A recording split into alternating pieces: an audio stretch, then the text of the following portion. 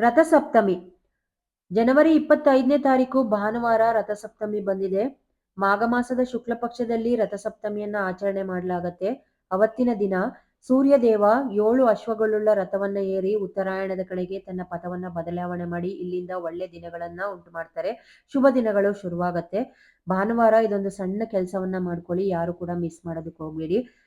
7 ಬಿಳಿ ಎಕ್ಕದ ಗಿಡದ ಎಲೆನ ತಗೊಂಡಿದ್ದೀನಿ. ಇಲ್ಲಿ ಅದನ್ನ ನೀಟಾಗಿ ಕ್ಲೀನ್ ಮಾಡ್ಕೊಂಡು ಅದು ತಗೊಂಡ್ ಬಂದು ಗಂಧವನ್ನ ಇಟ್ಟು ಅರಿಶಿನ ಕುಂಕುಮವನ್ನ ಇಟ್ಟು ಮಣ್ಣಿನ ದೀಪವನ್ನ ತಗೊಳ್ಬೇಕು. ಅದಕ್ಕೂ ಕೂಡ ಅರಿಶಿನ ಕುಂಕುಮವನ್ನ ಇಟ್ಟು 2 ಬತ್ತಿ ಹಾಕಿ ಹೂವ ಇಟ್ಟು ಎಣ್ಣೆ ಹಾಕಿ ದೀಪವನ್ನ ಅಂಟಿಸ್ಬೇಕು. ಮನೆಯಲ್ಲಿ ಪೂಜೆ ಮಾಡಿ ಬೆಳಿಗ್ಗೆನೆ ಮಾಡಿದ್ರೆ ತುಂಬಾನೇ ಒಳ್ಳೇದು.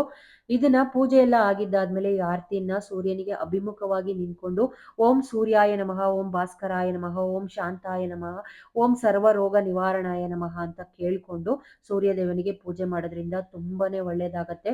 ಈ ಮಾಹಿತಿ ಇಷ್ಟ ಆದ್ರೆ ಫ್ರೆಂಡ್ಸ್ಗೆ, ಫ್ಯಾಮಿಲಿಗೆ ಈಗಲೇ ಶೇರ್ ಮಾಡಿ, ಅವರು ಕೂಡ ಯೂಸ್ ಮಾಡ್ಕೊಳ್ಳಿ. ಇದನ್ನ ಭಾನುವಾರ